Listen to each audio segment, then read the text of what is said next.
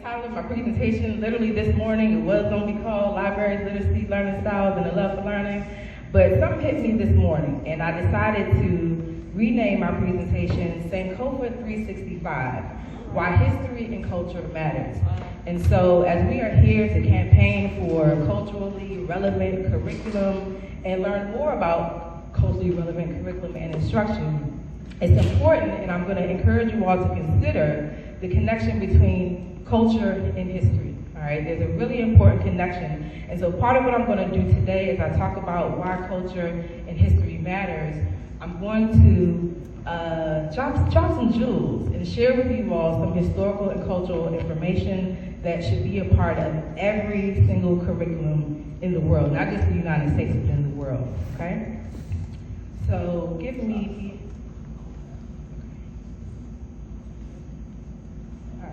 So before I jump into my presentation, and I'm going to kind of give them a chance to get set up, but before I jump into my presentation, I want to start off in such a way that I do with all of my presentations, and that is taking a moment to acknowledge some of our ancestors. Some of the ancestors that I'm going to acknowledge today are individuals who were educators, but they literally dedicated their lives to not only educating our people, but empowering us and inspiring us. So what I'm going to ask you all to do is,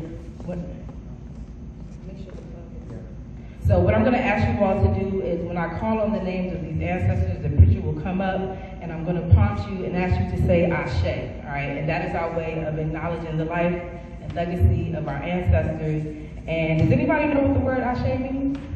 I know you know. Anybody else? Young people, you know? Yes. Thank you. In Yoruba, it means thank you. Okay. Some people say it means welcome, but it also means thank you. Okay. All right. So we have different interpretations of the same word, but another use of or meaning of the word Ashe is to affirm. It's a way to, just like we say amen, right? We say Ashe, and Ashe means so be it or let it be. All right. So I ask that as I identify these ancestors and call on their names, that you help me acknowledge their life and legacy by saying Ashe. He was a single parent. He never knew his father, and he wanted to make sure that he could be the father to me that he never had. So he was very intentional and knew that it was his responsibility to teach me about who I was as a person of African ancestry. So books. I probably started, when did you start grading my library? When I was like 3 or 5 years old? All right, all I know is my library was very extensive by the time I got to middle school. Probably had more books in my library than some of my teachers or adults, right?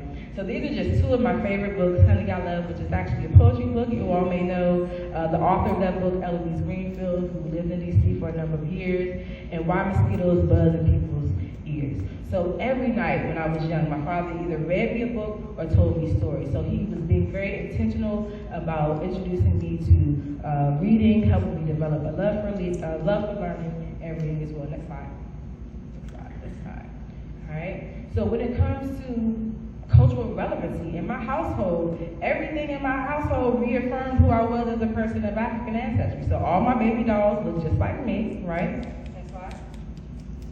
And then even as a child, I wanted to celebrate Halloween, like most children, but my father wasn't going to let me dress up as back then would have been Freddy Krueger or Miss Piggy, Kermit the Frog, right? And so he got this brilliant idea for me to dress up as Queen Nefertari. So, in the process, I'm learning about Queen Nefertari and the history of this particular queen. I'm dressing up, imitating, right? Embracing her energy and embracing her spirit. And one of the beautiful things about this year when I dressed up in this costume is that I won first prize at the Halloween party, so that was cool. But even more important than that, the following years, other students started dressing up as positive historical figures. So you never know how one choice that you make can influence so many of your peers and even adults. Next slide.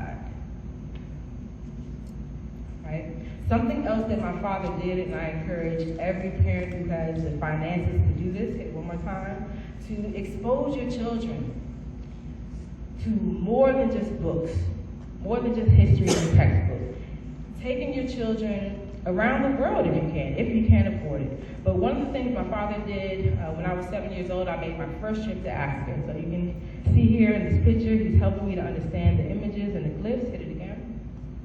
All right. And then after returning from this 15-day study tour to Egypt, a friend of ours suggested the idea that I write a book. and call it my first trip to Africa. So for those of you all who have been following my dad and I, y'all know that I'm a daddy's girl, and I've always wanted to be just like my dad, because he modeled exactly everything that he expected of me. And so I was excited about this book project. We decided we were going to do it. I would come home from school every day, do my schoolwork, and then I would get on the computer and work on my book. And guess how long it took me to write this book? Just take a guess. 1 month. Hey, you must know me. All right, it took 30 days. It took just 1 month for me to write this book, right? So this was something that my father helped me with, right? He helped me through this process, helped me figure out the narrative. I would sit down and work on the pictures, work on the glossary, and after 30 days, I finished writing, and then eventually published my first book. And at the age of 8, I began traveling around the country, traveling around the world, teaching young people and teaching adults who they are and what their history was before our ancestors were enslaved. Next slide. And then in 1993, when I was 10 years old, I made my second trip to Africa. I went to Ghana, Senegal, Gambia, and the Ivory Coast. So on this trip, I get to learn about how our ancestors got from Africa to Americas, right? So one of the reasons why it was important for me to write these books, especially my first book, is because I knew that so many of our people, especially young people, just like this sister said over here, that she hadn't traveled out of DC, out of her hometown, until she was an adult. And I know many children don't have that experience, right? And so I wrote this book because I knew some of our people would be able to travel to Africa, but that didn't have to stop them from learning about who they were, especially through the eyes of someone who looked just like them. All right? So for the past 33 years, I've been working very closely with my dad, who's here, Anthony Browder. Some of you all are probably familiar with his work. But for the past 33 years, we've been traveling together, we've been writing together, doing presentations, and I couldn't have asked for a better life, and I couldn't have asked for a better parent, right? And so one of the things that I embrace is that we choose our parents. We choose the parents that we're born to. We're born into our family for a specific reason, and I believe that we had a karmic agreement to come to this life and do the work that we're doing, right? And so for any adult, for any child who will eventually become an adult and become a parent, what we're doing is modeling what you all have the potential to do, right? And it may look a little bit different, but it's important to know, to be able to have examples of what we have the potential to do. Next slide. Oh, and actually, let me just say this. Go back one. This picture on the right is a picture of my dad and I inside of a temple tomb that's 2,700 years old. For the past 14 years, we have been excavating Kushite tombs in Egypt. All right, we are the first African Americans to not only participate but also fully fund an excavation in Egypt. All right, and so by participating in this work, not only can we find new information, but now we have an opportunity to rewrite history so that we can tell our story more accurately. All right, now next slide. Next slide. All right, so as I wind down my presentation, I want to share a little bit about what I've done in the classroom to bring in culture and bring in history. And so, how many other educators are in the room? Okay, all right, and so these are also some things that you all may want to consider adding to your classroom. So create a classroom that reinforces literacy and a love for learning. By number one, I always get excited about this. This is what helps me to get excited at the beginning of the year. But I always come up with some theme for my classroom, some inspirational or educational theme. And by doing this, I'm able to use the images and words on the wall to, reinforce certain content or to reinforce certain behaviors and expectations. All right? And I'm a little biased, so most of my themes were kinetic or Egyptian. All right? Something else that you all can do is consider moving beyond textbooks and workbooks, right? You gotta get creative. And I'm gonna show you all just one little sample of an activity that I've done with my students. But what I encourage parents and teachers to do is turn simple assignments and projects into oral presentations. Yes. And those students can create questions that then they can engage their peers with and have really amazing discussions, right? And then another suggestion is to do movie discussions. Oftentimes I see teachers just put on a movie and then that's it. They watch it and go on to the next. So when my students and I watch movies, I've already done the preliminary work, I got the questions, and so as we're watching a movie, we stop. We we talk a little bit, and answer the questions, and it's a much more meaningful experience than just kind of having them sit there and not doing much.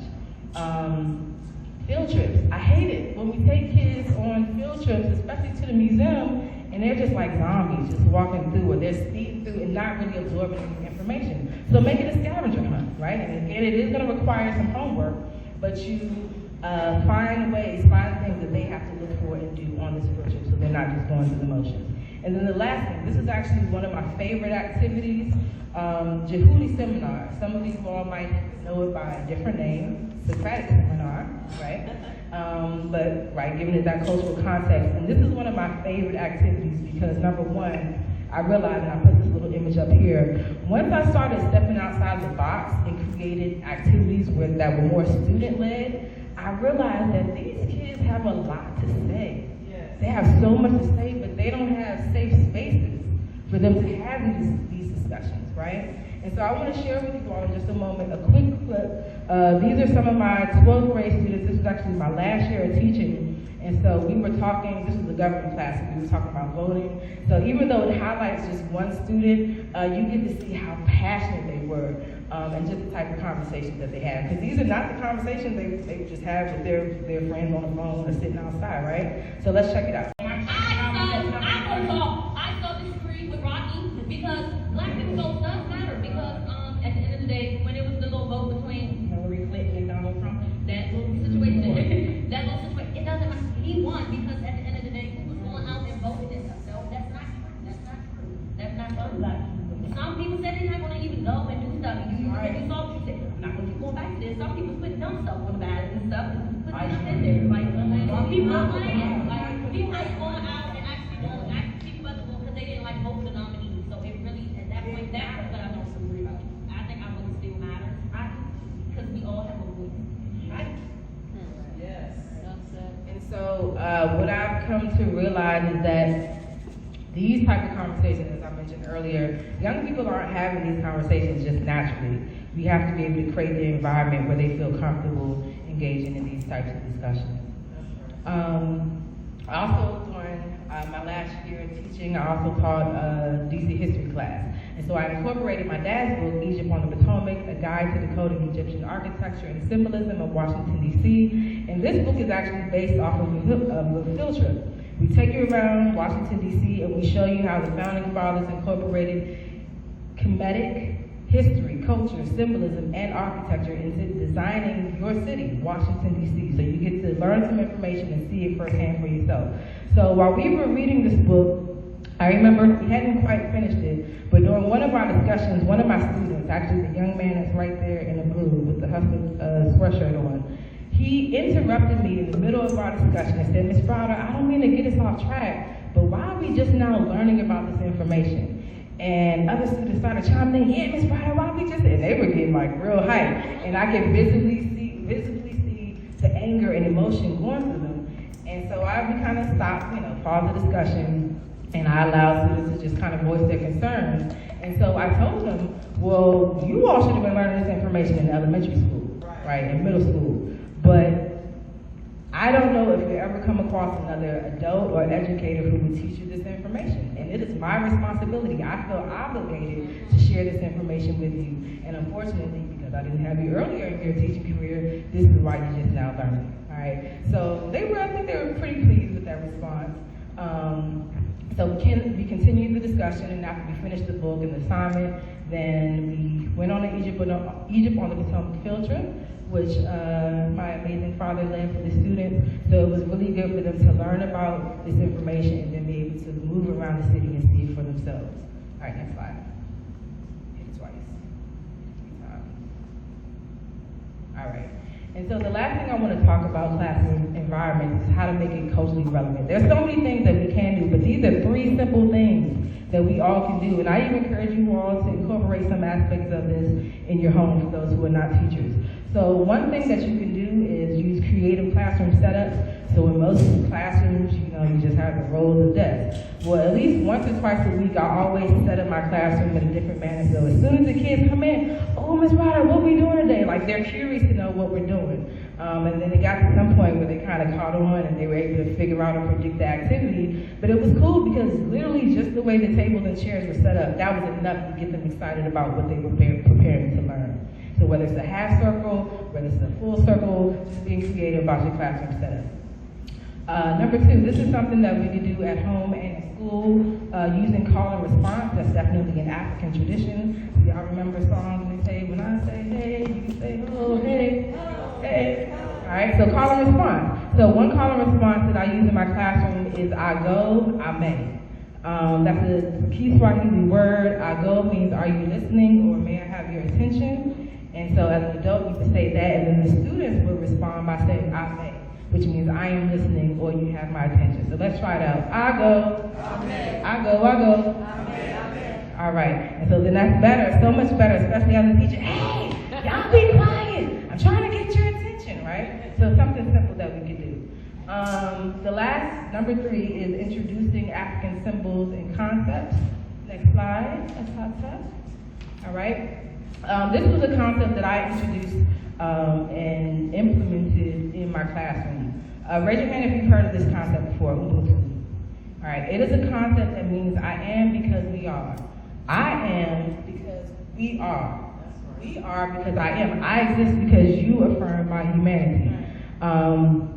One of the beautiful things about implementing this principle in my classroom is that, one, it created a sense of community, right? And my students, it was just beautiful to see the transformation over time of how the students are interacting with each other more positively and more respectfully, right? So let me share this short story with you. An anthropologist proposed a game to a kid in an African tribe. And this anthropologist put a basket of fruit near a tree and told the kids, hey, the first person to find all the fruits wins it all. And you can have it all and keep it to yourself. So when he told the kids to run, they all took hands and they ran together and then sat and joined their fruits. So when the anthropologist asked them why they ran like that, as one could have taken all the fruits for oneself, the children responded by saying, how can one of us be happy if all the others are sad? All right, and so this concept moves us away from this concept of individuality. It's all about me. It's all about what I want, right? But when you have this sense of community, you understand that what you do also affects other people as well, all right? Another concept, African principle that I introduced in my classroom, and I would often use this to guide student behavior. The 7 principles of Ma'at: truth, justice, balance, harmony, order. Nope, go back.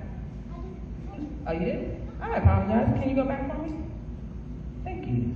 All right, truth, justice, balance, harmony, order, reciprocity, and righteousness. So these are basic principles, right? So for example, truth. You know, a lot of times, all right, y'all, it's time to turn your homework in. Oh, Ms. Browder, I left my notebook in another classroom. No, you didn't, right? And so as I'm teaching my children the importance of being honest, it got to a point where I would ask students, you know, all right, where's your homework? All right, Ms. Browder, I ain't even gonna lie. I got in late last night. I had to babysit my brothers, but can I come back during lunchtime, or can I stay after school, right? And so again, creating this environment where they now become accountable, and they realize they don't have to lie. Sometimes telling the truth is much better than a lie. Even the concept of order, right? Helping my students to understand that I can't teach in a chaotic environment. And I can't do this by myself. The students play just as much of a role as the teachers do. And so helping them to understand, well, imagine in society if there's no laws, no rules, right? It's gonna be chaos. Everybody's gonna go crazy. So it's the same way in this classroom. I can't teach if y'all are bullying each other. I can't teach if y'all are clowning around and joning, right? So we need to have order. Now don't get me wrong, we had a great time and we had some time, especially just for that. But they knew when it was time to learn, it was time to learn. Okay? And then this is also a way for me to again introduce African history and culture and show them how different personalities, like the idea of an angel, was inspired by the nature Ma'at. Next slide. All right, so as I wind down with these last couple of slides, I want to share with you all some programs that you may be interested in. This is the one that Brother Hashem started off talking about, the Cultural Imperative Program. This is a program that's geared towards high school students. And in this program, they are reading select articles in my dad's first publication, which is from the Browder File, a timeless book. It has very short and simple essays, very easy to digest. And so when I came on board with the team in 2019, I wrote a curriculum. And so now the students who are participating in CIP are able to use the curriculum. They read books, have different discussions, and they complete a variety of activities that reinforce the topics that they learn. Next slide. All right, so I want to share with you all some of the feedback from the students who participated in this program. This young lady, her family was actually from West Africa, and she said, I was so asleep. I didn't know anything. I thought we started with slavery. It's so wrong. Next slide. This young man said, I wish to communicate with community leaders and convince them of the importance of implementing the history of Africans into school curriculum. We learn of what Europeans and East Asians have done in the past, so why are we not delving deeper as a school system into the past of African people? Next slide. All right. And this is interesting, y'all. The superintendent of the school district, who was a white woman, had this to say about CIP. Tony Browder enlightened me about the importance of knowing our history through the lens of leaders, triumphs, and foundations. It is important that our students, especially those of African ancestry, know their entire history and the contributions of Africans to humanity. CIP provides our students, parents, and our staff with missing pieces of their story that are so essential in building a sense of efficacy, pride, and vision for our future. So as a superintendent, when she went in to observe the Saturday program, she was shocked that on Saturday morning at 9:00 a.m., 40 black students were there, excited, ready to read and learn about their history. All right, so she knew there was something to this program. Hey, Mama Kenna. All right. Just last year, I finished working on another curriculum with ABEN, Black Education Network, that was founded by Deborah Watkins. I created a STEM curriculum, a culturally relevant STEM program, actually. So in this program, obviously, students will do different types of science, technology, engineering, mathematics activities, but we also incorporated some other components, character education, golden moments, which allow the students to do their own research and then eventually do a presentation about African and African American people and things as it relates to STEM. We also incorporated college and career prep. So this entire program speaks to the issues of cultural relevancy that are sorely missing in our classroom. So if you're interested, take a picture and you can reach out using that contact. All right, and then the last thing I'll share, a recent project that my dad and I just finished working on last year, which was for the largest school system in the country. Does anybody know what state has the largest school system in the country? Not New York, they're up there. California. So over 60 million students in K through, what? Yeah, in K through 12. So we wrote a curriculum for the entire state of California that is culturally relevant. And so, so it's the African American history curriculum, but guess what we start with? We start with ancient Africa, because we're going back to the source, right? All right, and so now what I want to do is wind down and close out by sharing a short video of a mural that's actually located on the second floor, and I want to encourage you all to go check it out. But this was designed by my father, and it gives a very brief narrative of what we have done as African people, what we have experienced. And then I'm going to ask this young lady. All right, and so Asada's going to help me pass out some papers that give some descriptions to this mural, so when you go upstairs to check it out.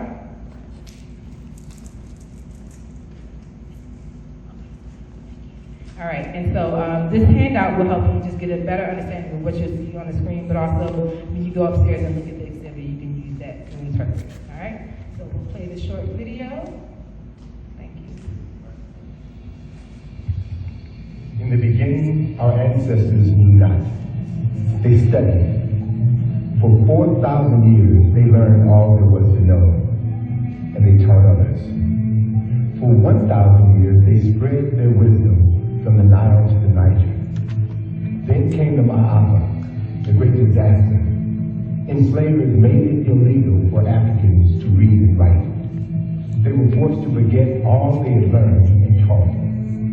They built America from the Hudson to the Potomac to the Mississippi and beyond. After 400 years of forgetting, they forgot they had forgotten. That changes today.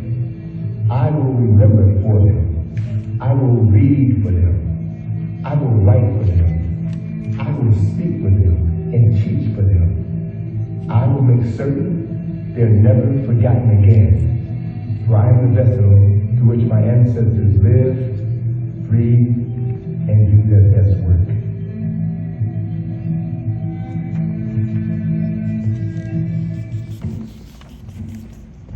And so with that, just to recap the last statement, just to remind you all that we are the vessels through which our ancestors breathe, speak, and do their best work. So I thank you for your attention, and I trust, actually raise your hand if you learned something new today.